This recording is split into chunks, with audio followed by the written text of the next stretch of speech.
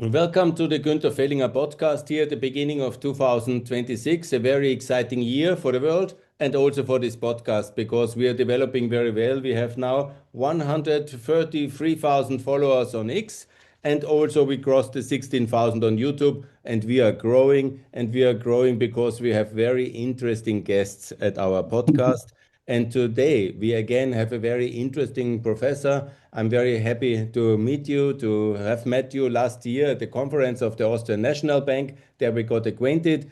And then we have been in contact in the meantime and agreed to have a podcast about two important topics. That's the euro and that's the defense industry. And that's the areas of your expertise. Professor Piroska, I'm very happy you are, I think, in the US at the moment. And we are exciting to learn a little bit about your background, where you are teaching and where you're from and all these things. And first of all, I want to say thank you very much that you take time to discuss with our podcast here. And you're welcome. And please introduce yourself. Hi, Gunther. Happy New Year too, from me too, to you and your increasing pool of audience, which is good to hear. My name is Piroska Nagy Mohácsi. Originally, I'm from Hungary, so from Central Europe. A neighbor to Austria.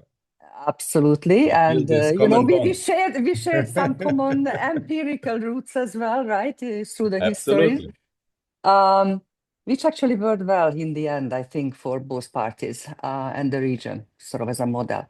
But we don't go there. Going back, so I did my major studies in Hungary at that time, and then continued in the US, where I joined the International Monetary Fund, and I did postgraduate studies at George Washington University as well. I worked at the fund for about 20 years on a vast number of countries. For me, the most memorable was really my work on the dissolution of the Soviet Union. And the establishment of the first and I think only democratic Russia that existed under President Yeltsin from the early 1990s. I wrote a book about that experience. I also worked in other parts of Europe, as well as Advanced Europe and Southern Eastern Europe a little bit, as well as in Asia and Africa. Then I also worked in the European Bank for Reconstruction and Development. It's a transition bank with a very interesting mission. It's helping countries to move from centrally planned autocratic setups to democracy and market-based economy. Sounds familiar, like as an issue these days, Venezuela, maybe Cuba at some point. And there I was policy director. I enjoyed it very much. I worked a lot with the Austrian authorities in the context of handling the global financial crisis in 2008 and 2009 and the fallout, and how collaboration, sovereign-based collaboration, additional complementing the EU structures can help, address crisis situations. And that was the so-called Vienna Initiative. It's made after your capital because of the critical involvement of the Austrian authorities. And then this is my last bit in my CV. I've been working at the London School of Economics, first as part of an institute, and now as a visiting professor. As you said, I am in the US. Actually, I'm in sunny Miami these days. Lucky you. We are in cold Vienna here. Yes, contrast. So I do mainly research, but I also occasionally lecture there. So that's in a nutshell. That's a lot. That's a lot to talk about, and quite an impressive CV and life experience. And it would immediately lead me to the dissolution of the Soviet Union and Russia. Very interesting, your experience in transition economies. But we agreed in the beginning that we will discuss about two of your recent articles, which you have published recently. The one was, I think, about the defense industry and European need for rearmament, and the other one about the need for euro enlargement. And that's two important texts. Maybe you want to explain us why you published it? What's your interest here? Look, I think that the both articles, and then we go, of course, beyond the articles. So the issues covered in the articles really relate to the existential struggle that Europe all of a sudden faces, right? So it faces a double threat. One is the threat to its economic model and the welfare system that is being supported by that economic model. The model itself, the welfare system behind it, on the one hand, and the military threat. That, of course, we know comes directly from Russia through the kind of gradual wars, which is now a full-fledged war in Ukraine, starting from 2014. And now from 2022, this is one of the longest, right? These days, it said, it reminds us that this war in Ukraine now is lasting almost longer than the Second World War. Isn't that terrible? Okay, so Europe is threatened by this double, risk, economic on the one hand and military on the other. And it seems to me that addressing these double risks, these twin risks, is to amalgate, link the two, meet the military imperative that Europe has to face up with the economic imperative. Now, on the economic imperative, what to do, there are a lot of very good research, very good policy. The Draghi report, the Latte report, it's really, we know what to do, right? How it's being implemented, it's another matter. We are not happy, and then the authors of the report and the EU leaders are not happy with the speed of implementation. That's a big issue, but something is happening. Separately, a lot is happening in the military area, which is like, the risks are augmented by the US's virtual withdrawal, right? Or de facto withdrawal, or the threat of withdrawal of the US military umbrella in one form of way. I don't think we should, eat that soup that hot, but there are serious questions there related to issues also as Greenland and, all these distractions. But we have an economic problem and we have a military problem, but it's not linked together. It's not linked together. And that's a big problem, I think. And where I was looking in my work is to see countries where these two, by way of necessity, has been linked historically in modern history. And that's the example of Israel. Israel has developed a vast military industry over the decades since its most modern, establishment in 1948. First, it was like a traditional type of military development, a little bit of traditional industrial policy. But what is interesting is now that it has turned out to be a high-tech type military development, which by design is not simply trickling down in its effect to the non-military sector, to the rest of society. It is by design the military development, high-tech development, infuses, informs, and transforms the rest of the economy. And it's very powerful. This is the startup nation. I'm sure your followers know about that. Israel is a startup nation, but it's military based, and it's nothing to be ashamed of. This is the necessity. This was a necessity in Israel. This is not the necessity in Europe. So let's learn, from where lessons are to be learned.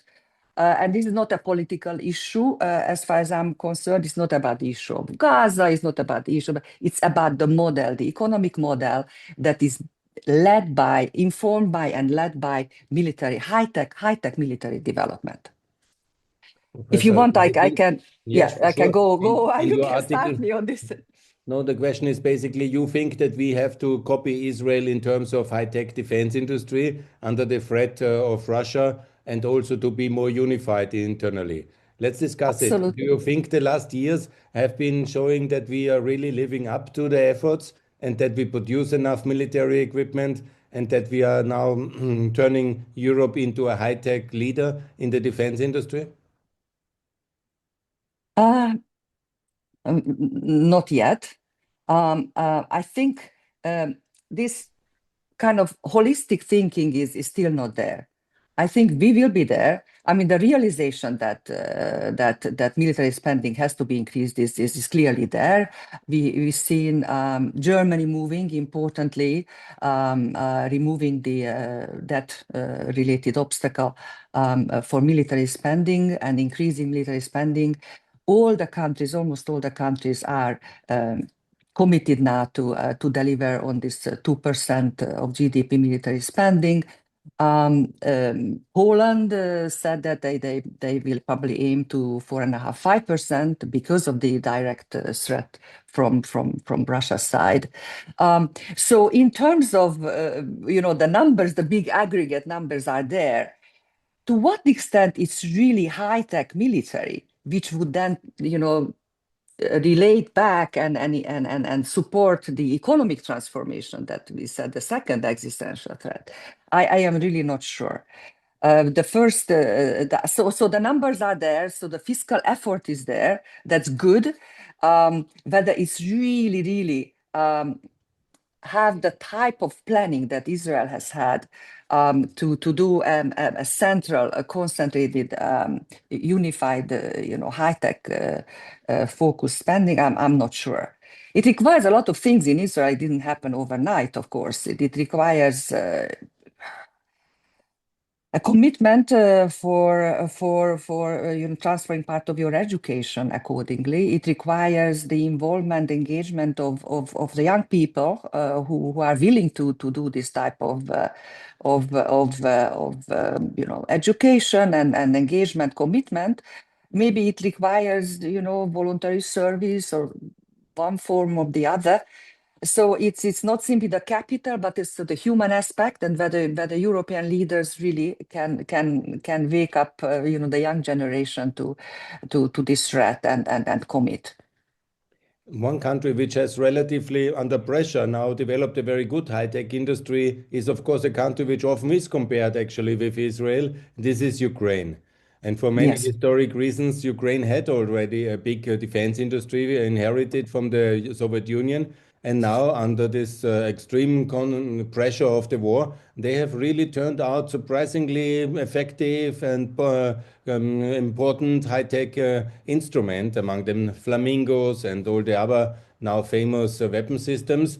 And can we not merge in a certain way the European, the Israeli, the Ukrainian effort into one common European high-tech effort in the defense industry? Absolutely, you're spot on. And I think what Ukraine has done, under this terrible assault, is to very rapidly build up high tech, very cheap, in fact, in some areas, very developed in others. There have been, of course, a lot of assistance from the American side, from the European side, but it's a homegrown thing. And I always thought that Europe, the EU membership of Ukraine, should partly really be conditioned and linked up to this effort, because in the end, the EU membership, and you may have seen the news of this EU light membership, and concerns about that. What is a proposal as part of the peace deal now for Ukraine to have a fast-track membership? But we have to think outside the box. We don't need to rely on 30 odd years of installed accession process for a country which is under threat. Let's think out of the box, and let's think out of the box in terms of what is really important for Europe from Ukraine and what is important for Ukraine from Europe. And the military collaboration, which actually is happening, right? I mean, I'm not an expert, I don't depend, but we have information on that, right? So so to include into the European effort directly Ukraine, and maybe put it in the EU accession plan. What's wrong about that? Absolutely. The defense integration is so important because we spend a lot of money also in Europe on defense, but we don't have such an effective high-tech fighting force, which we should have, like the Americans, the Israelis, the Ukrainians. So we need also to unite a little bit. Yeah, exactly. My understanding is that some of the new defense spending goes to military pensions now in some countries. Now it's of course it's a very worthwhile goal, but it would not be my priority, honestly, in terms of economic development and jumpstart the whole process and high tech development and all that. So, but the point here is also, EU membership has to be beneficial both the existing members and the newcomers. And Ukraine has a phenomenal, offer for Europe, and that is to bring this industry to the European realm and help this transformation also on the economic front, as we just discussed.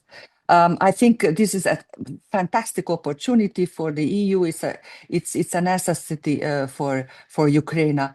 For the Ukraine membership, I know that's not what we want to discuss, but Ukraine EU membership should center on issues that are beneficial on both sides. Professor Piroska, I'm always in favor of Ukraine's NATO and EU membership, so we can definitely discuss. I will ask you, are you in favor of Ukrainian EU NATO membership? NATO, I can't speak about. It's not my area of expertise, and then the NATO itself is, changing in ways that we can't really predict. But EU membership, absolutely, Yes. absolutely, It and it makes all the sense. And if it can be part of a peace plan, why not? I mean, we've seen.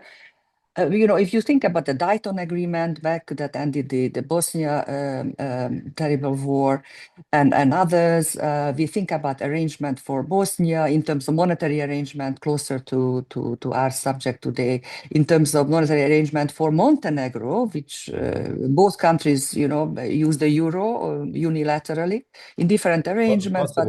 Kosovo and Montenegro.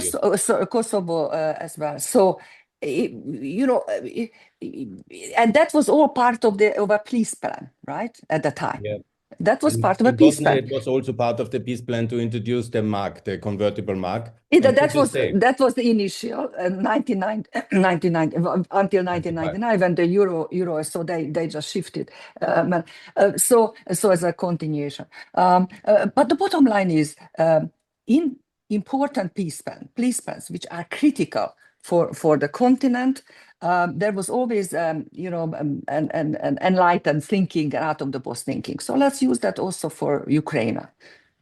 Yes, this exactly leads to the second part we decided to discuss. It's about the monetary integration parallel to the defense integration. And there is a lot of issues ahead here. We have, unfortunately, your home country, Hungary, but also Poland and the Czech Republic, Romania, which are still, they are already since, I think, 22 years in the European Union now. We are celebrating the big success. All these countries are now very economically and in all aspects of the society, very successful country because EU enlargement works. But in this one aspect, in the monetary unification, and they are simply for some reasons I can hardly understand, and they are not really inside. And I think it's not good for the economic development. It hinders them to catch up with Germany and Austria in living standards. And what's your opinion about this, especially about your home country, Hungary? It is indeed, as you say, a few Central European countries and Sweden, importantly, and Denmark, which has an opt-out, but it's linked up to the euro anyway, so as if they were already in it, right? So these are the countries which are out for various reasons. I think that, historically, countries which did not link EU membership to euro membership from the beginning. Of course, there's a process, so it's not a simultaneous thing, right? First EU membership and then the criteria, and then you get accepted, like Bulgaria now just did after so many years, to the euro. Congratulations, Bulgaria. Absolutely, it's a phenomenal political and economic story. So countries which linked from the beginning, different time, but linked from the beginning, EU membership to euro membership, are now in the euro, right? And why? As these are, Slovenia, Slovakia, the Croats at some point, of course, the Baltics, despite all the problems of related to the global financial crisis, which really hit them hard, but they persevered, and now Bulgaria. But they had in their original program that once we can, and this was part of the commitment of the government, subsequent different political, inclination, but a common overarching objective: EU membership and European membership, Euro membership. Countries which didn't have this, and these are the countries which are out, are still out. And now, and it's partly because, you develop a vested interest. I mean, many reasons. But one, I think, critical and across all the countries, that you develop a vested interest in not having to join the euro area, because monetary policy sovereignty can, in principle, have some benefits. Sovereignty being outside, i.e., you can change your exchange rate as you please. You are not submitting yourself to certain regulations, so it might appear that it's a nice sovereign rule that governments can have. So that's the positive thing. But this or can be seen as a positive thing, or you think like Poland that we are a big regional country and that we're not lining up to another regional bloc in that regard.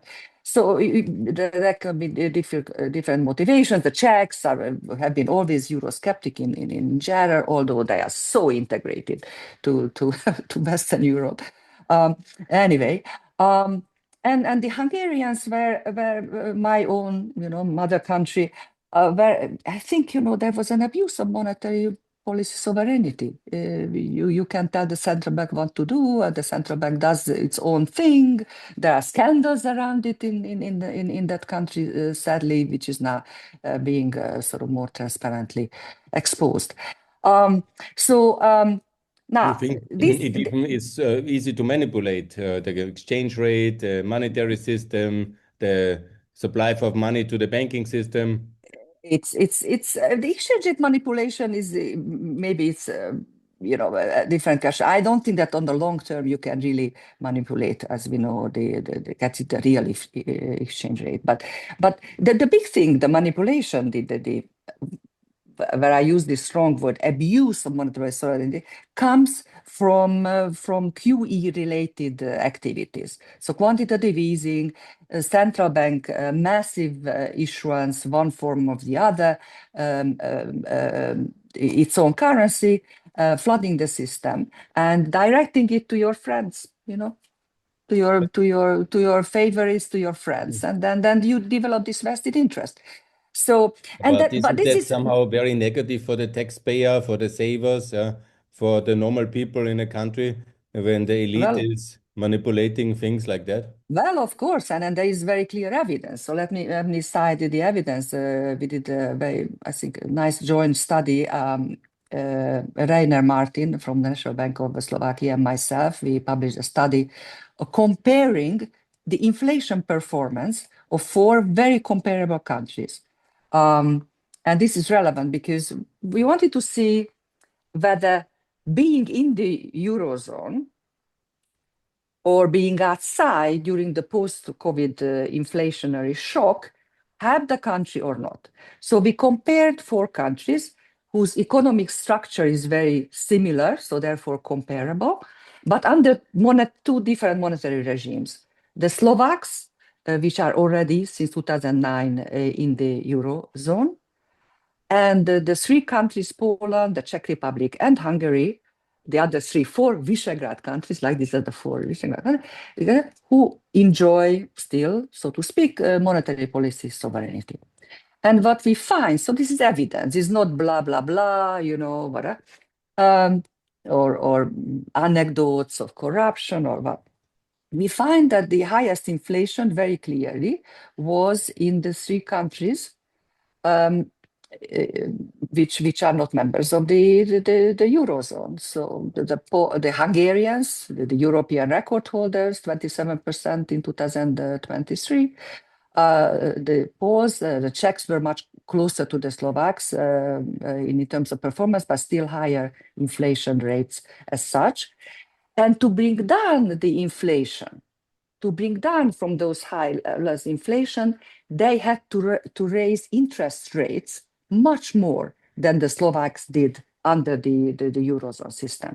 So in economics, we say that the sacrifice ratio, how much output you forego because interest rates are going, so you lose some of your output, how much output you forego, the sacrifice ratio in the Eurozone and for Slovakia was much, much lower than in Poland, Hungary, and the Czech Republic. But not only that inflation was better and bringing down inflation was much less costlier in the Eurozone. Management of the crisis, right, was also much easier within the Eurozone itself. You have the big balance sheet of the ECB that was for the Slovak. They didn't have to worry about exchange shortages, exchange rate shocks. Whereas the other countries, these three, but also others in the region, had to make recourse, ask the ECB for foreign currency swaps and repo operations to support at the crisis points during the crisis these economies. So inflation-wise, clear advantages, and boy, when it came to crisis, you had to go to the ECB, the central bank of the Eurozone, for support in terms of currency swaps and repos. So the lesson is very clear, the evidence is very clear that it's much better to be within than outside the Eurozone. Professor, I'm very deeply in this debate about in Twitter. I argue always for Poland to join the Eurozone, Czech Republic, Romania, and Hungary. And I've painted even some coins with famous people like Václav Klaus. I put on the €2 coin already. He loved it. I'm sure he loved it. I'm sure he loved it. I'm not too sure, but nevertheless, no, it was like jokingly. And the situation is like this, that some people in these countries, because of EU and NATO enlargement, they have been relatively successful and rich now. Poland is now economic powerhouse, and we are very proud about it. Czech Republic as well. Hungary maybe less. And then these elites, they say, we are now rich, and we are rich because we stayed out of the euro. And I say this is absolutely wrong. But what's the economic facts in your? What does the academia say about this one? Obviously, they are not rich because they are outside the euro. In fact, as I was just quoting the evidence, where it matters in monetary policy outcomes, they were worse off. So that just it's a wrong claim. But it is of course true that this region, the whole, and it's not whether you were in the euro or outside, this region, Central Europe, the new EU members, 2004, 2007, 2013 for Croatia, they massively benefited from European membership. There is very clear evidence, very nice EBRD and other research showing the growth, the premium for growth of EU accession. So they call it EU accession premium. They show that of this catch-up, sort of these economies were growing faster than the average European growth outside that region, so the rest of the EU.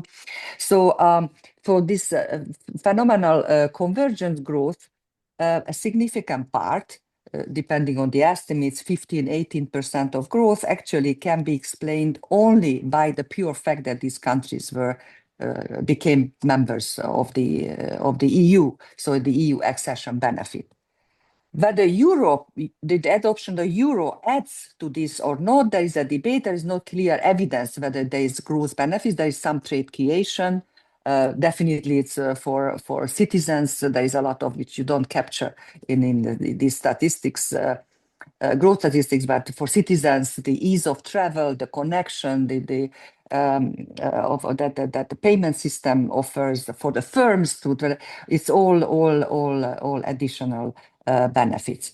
So to claim that they're growing faster because they are the euro is just doesn't this is not true. Professor, in these debates, I always say the only way for these countries, which are very patriotic countries and they're very proud because they're successful, but they're still in a GDP per capita basis, they're about half of Germany, half of Austria. And, they are kind of jealous to us, obviously, because of history. We are competitive. And I always tell them the only way you can catch up to Germany, my dear friends from Poland and the Czech Republic, is inside the euro because convergence will be accelerated in the same currency. Is this true? Would you subscribe this argument, or am I too optimistic here? I think that would be benefits, not as much as EU membership. That was really the transformation, a big factor, but there would be clear benefits. I mean, let's take some easy examples. In the Czech Republic, the firms, the population, everybody is thinking in terms of euros. The firms are recording everything, bookkeeping, everything is in euros. But at the end of the day, they convert it back. The finance is in euros. Right. Even the finance, yeah. I mean, they finance the decisions because a lot of the loans are, based from that. The banking sector is basically owned by euro area based banks. So it is so correct. It's so, but they still, at the end of the day, they convert everything into, the local currency, corona. So, now. It is true, and I don't want to downplay. We haven't talked about it. That there is, of course, in this era of kind of, let me put it, positive nationalism. Each country first, etc., etc. You could there could be a kind of a national pride to have your own little currency. It's historic, and I understand that. But we have moved. I mean, the world has moved. We have moved, and we have moved to small countries. We just have to adapt to what really works for your country. So Hungary first, Poland first, Czech Republic first now means that it is good to be in the euro. It's good to be, and it's evidence. It's not blah blah. It's not preferences. If you really believe, you're really patriotic, then you don't want to have the highest inflation in Europe. Like the Hungarians did. You want to have as little as possible to be part of the most powerful decision-making process that there is. I mean, in the end, in a kind of very big picture, right? So the world is moving into three currency areas, in my view. One, of course, is the dollar area, and the US dollar, which is undoubtedly, in any measure, still the lead global currency. But it's kind of losing a little bit of its luster, partly partly for self-inflicted policy reasons. The second is the Eurozone, right? So, and then on any measure, 20-25% different what, you see reserve holdings, etc. That's a payment system, right? The Eurozone. And the third is the renminbi, the Chinese currency. The world is moving to a system of these three dominant currency areas. Now, for small open economies, small, even medium-sized open economies, your choice is where do you want to belong? Where do you belong naturally, economically, and where you belong value-based, right? And Central Europe is bloody lucky. We are just next to the core of one of the emerging global currency areas. So I mean, it just makes sense. Do you want to belong to China and the Chinese sphere of interest in terms of values and also economic? It just doesn't make too much sense to me. Can you belong to the American one? I mean, it's a little bit far than we see, the American policies. So this is honestly a non-brainer. But I think it would be good to explain a little bit this to the population, that your positive, transformative nationalism today for a small open economy means that you have to make the right choices for your country. And to my mind, at least, the right choice in the monetary sphere arrangement is very clearly the euro area. Now, of course, the euro area has problems, and allow me just to inject, because we don't want to look like we don't know. Yes, it has issues, has problems. There's a very good literature, but these are all fixable issues, right? So we have to think of the big picture and the system that is fixable, that can help us and is beneficial for us. We are beneficial for them. So it's a mutually beneficial, sort of, if you take the sovereign hat on both, put on the sovereign hats on both sides, and you know, that in the end, join the euro area. We had good success 10 years with the Baltic countries joining in the Eurozone, and then we had a long break. Then came Croatia along, and then now Bulgaria, which is big success. I'm so happy about it, and it's something to celebrate. The question is, which of the eligible countries of the potential Eurozone members will be the next? And will there be a next country coming up? And which is your guess? And where you think is a good chance to have a new country into the Eurozone and show the world we are stronger, we are active, we work. The options are clear, from Denmark to Sweden, from Romania.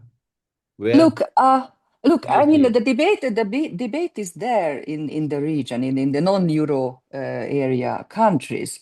I don't know about Denmark. They got bruised through national referendum. They have then out, but honestly, they are in the system.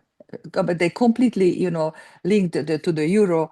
They are not in the decision-making system. So that's one set of policies. Big consequences. It has big consequences because Greenland, for example, which now is everybody's mind, is also not in the euro because Denmark is not in the euro. And so they have not the whole. Yeah, maybe for Greenland we have other concerns, not the EU membership. But you know, Sweden is rethinking. There is good research coming out, revisiting the issues, and it's very impressive. You know, that they did have a referendum, but that was not in favor. But they are revisiting. They even joined NATO 3 years, surprising the world, and exactly. I think themselves. It's a different world. We need European unity, and part of the euro. In the end, I mean, let's just say it. In the end, the euro has always been as much an economic integration tool as a political integration tool, and a source of security and unity. So today, all the euro adoption, going back to your original question, all euro adoption is like a technical issue. Fine, there are technical requirements, they are good, bad, blah, blah, you know, treaty, etc. We have a set of requirements, but it's not simply a technical issue. It's not simply the ECB's issue. It's not simply, I would say, the Commission's issue to write a report that, you know, this country is X centimeter away from this criteria or not. That is, you know, it's an important technical groundwork, but boy, this is a political decision. And in Sweden, as I understand it, they are coming out with a big study, a very substantive, decisive study, which you know, turns the argument, looks the argument, and then turns the final judgment in favor of euro adoption, because they are already so much linked to it, because they want to be even further linked to the European system, and they don't like the fact that they are so integrated. They want to be more integrated, but they are not in the decision-making process. So policymakers, I think policymakers know they want to be in the table. I mean, absolutely. You know, they are also a very proud nation, and they have a lot to offer in terms of political. And they have a lot to offer. But as you know, if you talk to and they are really very candid and very honest about these issues as well.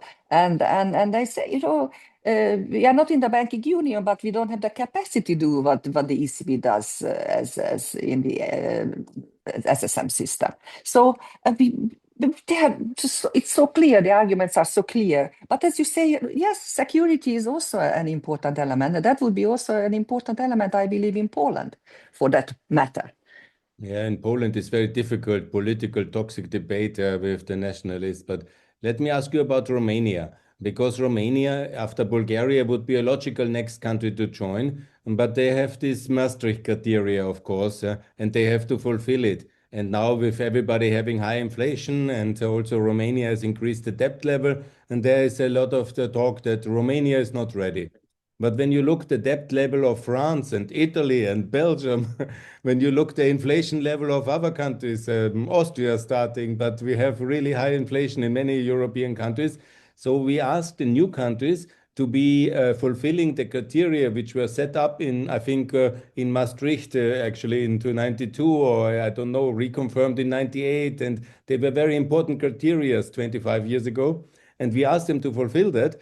But now the situation is that Romania has to have much better economic indicators than most of the Eurozone members in order to join. And in reality, it would be very beneficial for us for geostrategic reasons when we could have the whole Black Sea region in the Eurozone, and in terms of stability and global significance of the euro, to have such a big economy like Romania in the Eurozone. Wouldn't it be wonderful? Yes, as a goal, that should be the ambition. I agree. But jumping when your conditions, I mean, it's not just a little bit worse than it's quite problematic in some areas. So some technical conditions you have to be able to fulfill. I don't have a quarrel with that. But what is really important is for policymakers to say again to their population that we would be much better off if we were in the Eurozone, but we have to commit to that and have the policy path leading up to that. And that the ECB also can help, a little bit maybe more flexibly. They have done it in the past, but I would imagine they are open. They would be open. But the countries cannot run, 9-10% of GDP deficit and join the Eurozone. That wouldn't work for them or for the Eurozone for that matter.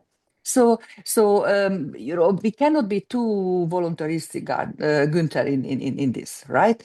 What is important is to commit to policies like Bulgaria did from 1997, to commit and, through various shocks, through I don't know how many governments of different flavors, they stick to that commitment, and they led their country to the Eurozone. So jumping from hooplas and not making the effort is I don't think that would help. Whether the process has to be so long, whether you can have a view. I think what is important today is to commit to say, as actually the opposition leaders, the opposition party in Hungary, TISA, says that our ultimate join is an objective is to join the euro. But they don't say that today we would be able to, even if the expectation is that they get to power, they turn back to Europe. Back to Europe is the one of the important political slogans of that opposition movement. That's really the hope of Europe, that Peter Magyar will win the elections in April. But that's what they said. They said that also the euro we will, and that's then you have to underpin with your policies and demonstrate that you can be a beneficial member of that thing. So jumping just like that, Romania, I wouldn't be.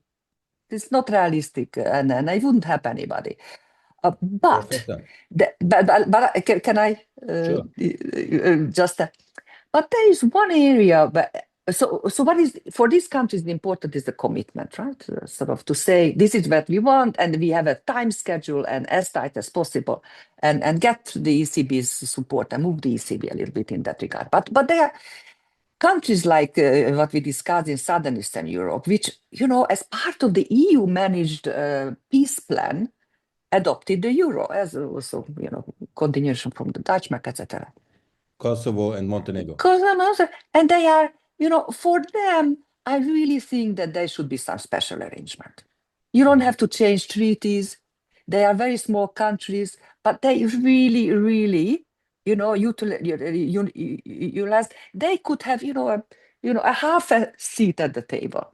So not with all the decision making, but to understand more what's going on, to bring their point of view to the table. It's not gonna, alter it. But I think symbolically it would be important that and it's important for Ukraine, what we discussed earlier, that when you have a peace plan, when you have a big political push, and it's, EU membership and Euro adoption is part of that, like in the case of Montenegro, then, acknowledge that with a, half seat at the table, rotating seat at the table, important. These are things important, and giving swap lines automatically to these countries. And this would make a hell of a difference, Because and you don't have to change treaties. You can do this. The ECB governing council can, as far as I know, I'm an no legal expert, of course. This is doable. It is showing the commitment of EU leadership and in the ECB underneath to European integration and to their own plans. Again, it was part of the EU peace plan. Explain, Professor. Also, maybe I will ask you also to explain it a little bit. Part of joining the Eurozone means also that your banks have to fulfill the ECB regulation for banking supervision. You basically put your larger banks into the supervision of the European Central Bank, as far as I understand it. And let me assume that some of the prime ministers of the non-Euro countries are not so keen to have too much supervision from Frankfurt on their big banks, yeah, and maybe that's some of the reason. Oh, that's a mute. It's a mute question. Central Europe, if you allow me, in support of your point, Central Europe, for historic reasons, Central Europe's banking system is basically euro-based bank owned, much of it, right? This was the result of all the privatization transformation efforts in the 1990s. The Czech banking system is pouring on Eurozone, by Eurozone, and even in Hungary, roughly half, depending on how you calculate it, banks are still, it's not Hungarian owned. And they work very well. They're very profitable, the most profitable banks, by the way, in Hungary, for example, Erste. And Poland as well has foreign owned banks from the Euros. So the banks are already run by, by the capital and know-how of the Eurozone. So why not inviting the regulators? So de facto, they are supervised already. Now, is there discretion within the Eurozone also? I don't want to go too technical, but there are areas which are still national. Macroprudential regulations are national, importantly, at least partially, but quite, powerfully. So you can still have national policies if you have certain concerns. But in terms of general regulation, your banking system is already in the Eurozone. The second question you were touching is about these swap lines from the central bank to the national banks. This is something more complicated. You might have to explain it. It means that European money is available for the banking system, for the national bank, or what does that mean, this support mechanism? Yes. It means that, let me be just not too technical, because that's not the point here. Global banks, and European banks are global regional banks, like you're talking from Vienna, the Austrian banks. They operate globally. They operate, as we are discussing, Central Europe as well. So they have liquidity needs, and their subsidiaries have liquidity needs in euro as well, right? So there is a school of thought that for global banking, swap arrangements should be very natural. And indeed, that the US Central Bank, the Federal Reserve, the European Central Bank, the ECB, the Bank of England in the UK, the Japanese Central Bank, Australia's Reserve Bank. So they all have these swap lines because at the end of the day, because of this, big global trade and finance relations, they need currency other than their own, and they swap these regularly. Now, so this is part of a global life, if you wish, right? This type of arrangement, but it's usually done among the big countries. When it comes to crisis situations, and this is what we are discussing, so post-COVID inflation shocks and the like, or the global financial crisis, smaller countries, can run up shortages in their countries. They are very open. They have trade, they have finance in foreign currency. And as the market sees, sort of the markets don't function under stress in a crisis, they may need liquidity in euro, in dollars, etc., etc. So the central bank of the Eurozone, the ECB, can offer euros to Poland, to the Czechs, to Hungary, to even Albania and others in the case of need. It has two forms. You can get the currency to currency, which is the currency swap, or you can have repo operations in which you already have to have an EU denominated paper, and they swap it against currency, and that relates to maturity issues and certain market segments. It's much better to have currency swaps. Be it as it may, as a global currency, as we discussed, the US is a global currency, the euro should be becoming a global currency, and I think the MBNI will be becoming one way or the other also a global currency.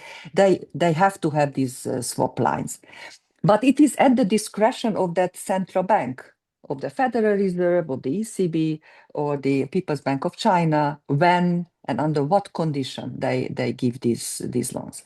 And what we were discussing earlier is that in certain cases, like say Montenegro or Kosovo, when they need euros, they are already using it. It's part of the EU peace plan. It's working. The whole thing is working. An automatic swap line offer.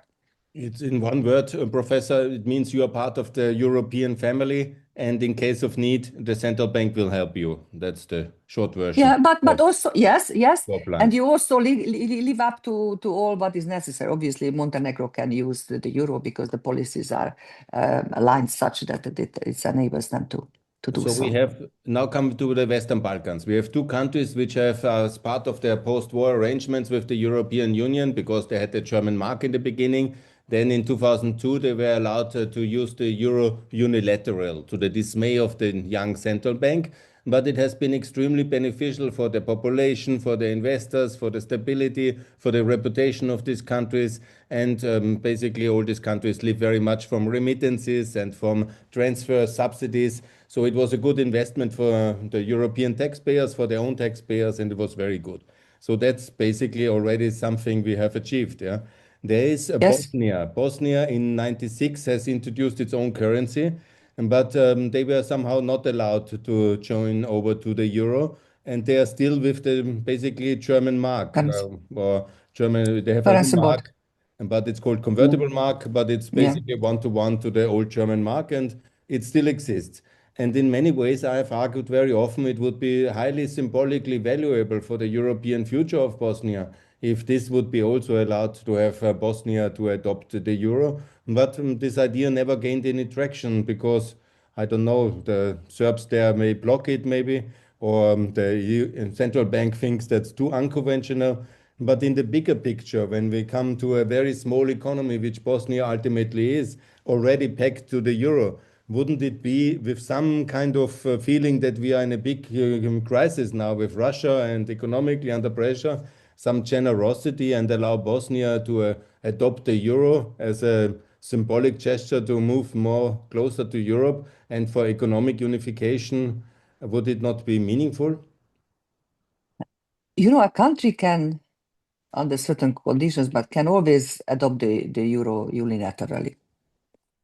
Hungary could just buy its whole monetary base, replace it with euros, and introduce the euro. So you can kind of do that. The question is the consequences, how you deal with that. And I am not familiar enough with the Bosnia Herzegovina situation to to say that, but it's important to look at all these aspects. So unilateral adoption of the euro is of course in theory is possible if you have enough euros to replace your own currency, and then you manage your economy accordingly. I mean, it has happened elsewhere in the world, but there are certain circumstances, and the decision making in the Bosnian case, as we know, is very complex. It's, as you alluded, it is politically fraught. So. But in kind of in a very big picture ways and objective, and as discussed earlier, Bosnia is one of the small countries where obviously ultimately getting to the using the euro would make sense. Absolutely. We have also in North Macedonia a fixed currency regime since 30 years, actually, or something like 25 years since Bulgaria, I think, as well. They have a fixed currency. And also since 2012, more or less, Serbia has a fixed currency regime towards the euro. And also recently, Moldova has also decided to do that. And there is actually only one country left in the Western Balkans, Albania, which has another phenomenon. They are not decreasing their currency, but it's increasing the currency towards the euro regularly, and it makes everything very expensive there, like tourism. You mean appreciating, yeah. Appreciate, yeah, it's getting more expensive. When I lived in Albania, it was 130 lakes to the euro, and now it's 100 to 1. Yeah? So it has really considerable increase of the lake, and that makes it very expensive to export. And tourism is also getting really expensive, actually, despite its beauty. And that's also one of the phenomenon which is happening in the currency area in Europe, and it has also a negative impact. And I'm always arguing for Albania to also back to the euro, but there is long term and policy commitment. That's what matters. Albania is a wonderful country. I was fortunate enough to be there, member and be member of the IMF membership negotiations when they opened up in 1990, 1991, and since then I've been returning there. It's a wonderful country with wonderful people. But there are specific reasons why, of course, the currency is appreciating, and I trust the central bank there. Actually, their policies, they are pretty good at what they do. But going away a little bit, perhaps from country case by case, I think the important thing, and in terms of the message that we have to hammer in, is that what's important is that countries work and commit openly to euro adoption, and things should fall out policy-wise, and then the ECB should be a little bit maybe more flexibly support that process, and that includes, of course, swap lines arrangements if the policies are good, as an acknowledgement of the progress they are making. Again, of course, these countries are not in the EU, and that's has a sequencing problem. There are some proposals actually to reverse the sequencing, as you are suggesting, and just adopt the euro and then do the EU later. The conference So Professor. I mean, You remember when I made the it would be question a at the hard conference? sell. Yes, Professor, yes, when I I made the remember. question at the conference, because our next topic is Ukraine, obviously, and I asked for Ukraine's euro adoption at the conference, and the whole room went silent. And I understand it's a difficult question because, Albania is very small, Kosovo is very small, Macedonia is also very small monetary volume. But of course, Ukraine in all dimensions is the one big country. It has a big monetary system. It has a considerable GDP. And of course, the costs for reconstruction, the cost for winning the war, the cost of subsidizing Ukraine during the war until victory. Now we have 90 billion were decided in the last council now in December to make a loan together and to keep Ukraine in the war financially as well for 2 years. So all these things are happening, and all these things are extremely expensive, really, really expensive, and will stay very expensive for the Eurozone, for the European system, and of course for Ukraine in terms of blood, of course. But now we are discussing more about the currency and the financial costs. So the situation is what to do in terms of currency situation with Ukraine, and what are the academic considerations? Where's the status of discussion at the moment? What's your consideration in terms of monetary future for Ukraine? Because it's the biggest issue around. Right. Just in full transparency, so I'm an external member of an advisory board to the Kiev School of Economics, which is doing a fantastic job in the harshest conditions. And whenever I have the chance to say, I send two messages. The communication is important. You have to focus, but you are very good at that. You focus on your message. So for the Ukrainians, there are two messages, and we touched upon that earlier in the conversation. One is align your military objective with the EU, make them really interested in your EU membership through that channel. And the other is that when you think about EU membership from the beginning, you have to think about Euro membership. It is helping your economy, with all the reasons that you eliminated. I'm not gonna read it, but all the reconstruction, everything, it will be European led and supported. But also you want to build institutions that's supportive of that process. You want to build a political consensus. Imagine the Russia propaganda effort against the euro idea for Ukraine, what they've done also in Bulgaria and elsewhere in that area. So how strong that would be in post-war Ukraine. So build the understanding of the population, explain that and adjust your policies. That's the objective from the beginning. If you don't do that, you will end up like my home mother country. You develop vested interest in the opposite, in monetary sovereignty, which in certain instances can be beneficial, but on the long run, it doesn't help you, it hurts you.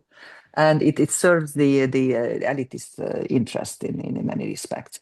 So even for pure governance reasons, I normally don't say that,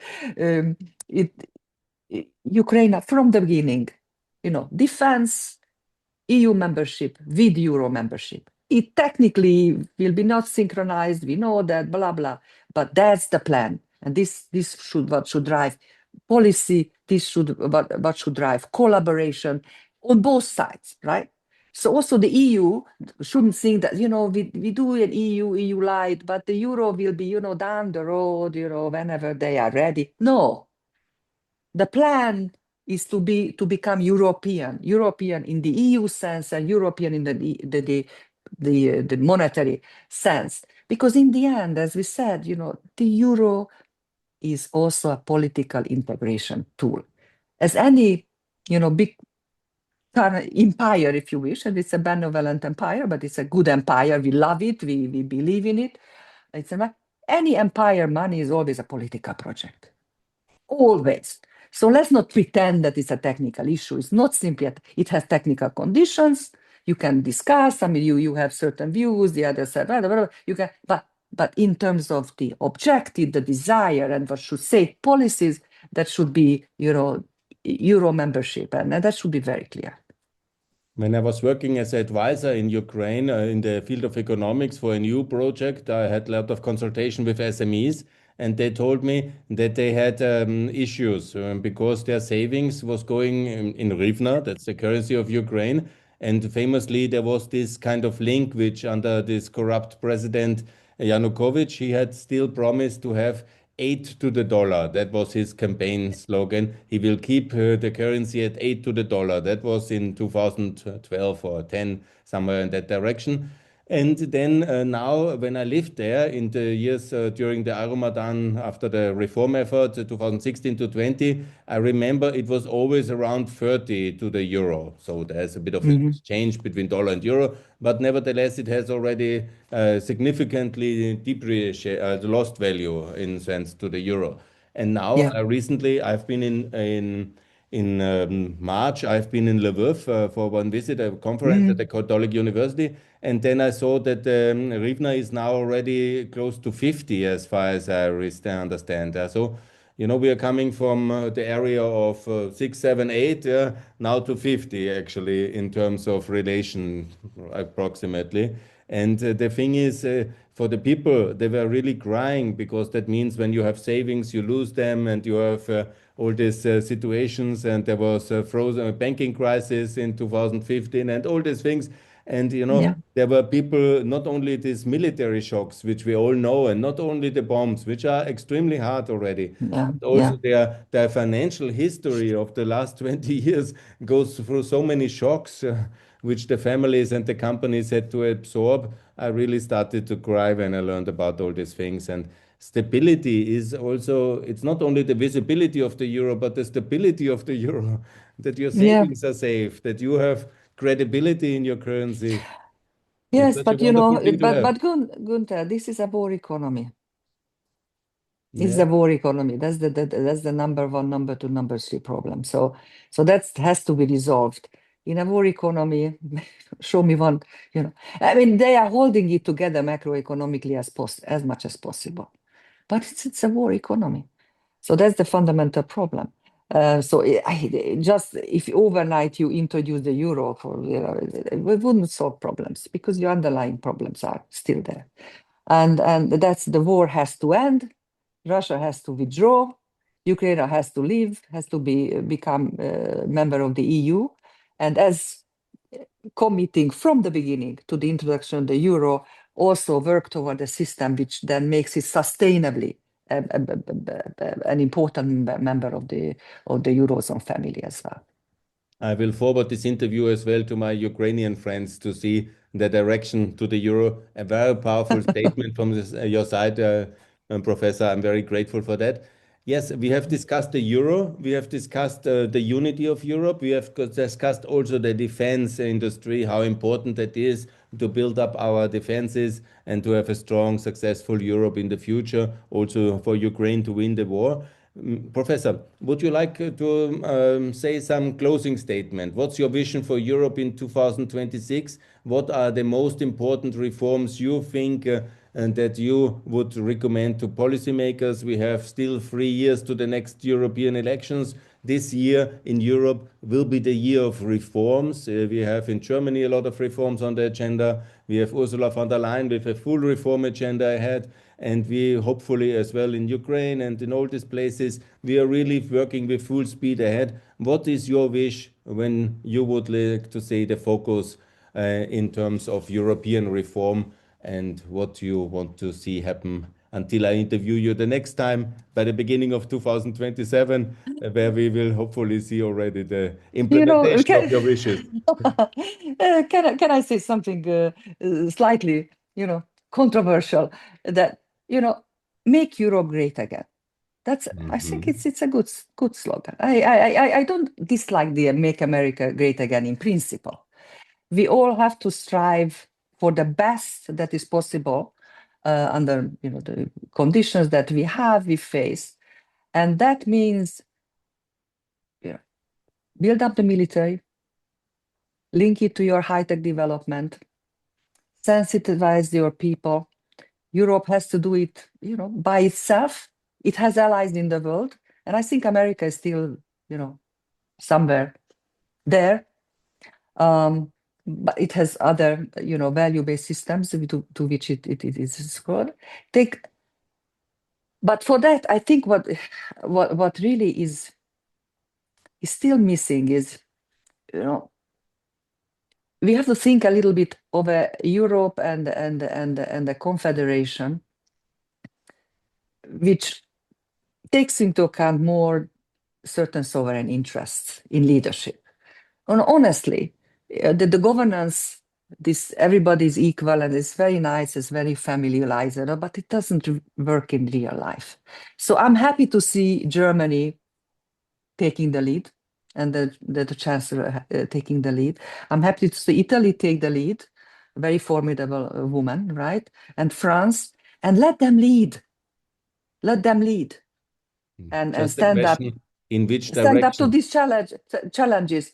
Well, I mean, we are talking about Europe, right? Sort of, and that's leadership. Figure that bloody thing out. we are just pure economists here. We have some ideas, but some of it is, it is just, figure it out. It's the time for unity, time for strong leadership, time to stand up for European values, and yeah, make compromises where needed. But that's what's needed. On sometimes, if I think about a mantra for Europe, if you allow me, this, also, speed over perfection. Sometimes I feel that we do the processes, we do these, but because we want to comply with this regulation and that expectation, and all that leadership and speed over perfection for a unified Europe that stands up, economically strong, and stands up to the military bully on its eastern shore. That is a very powerful closing statement, Professor Piroska. I'm very happy that you took time. Thanks for your very Pleasure. strong and positive statement. Make Europe great again by more unity in the Europe, by a strong defense industry, by support for Ukraine, and by victory and liberation of Ukraine, and common objectives and leadership by Ursula von der Leyen and her team, like they have done it in Mercosur.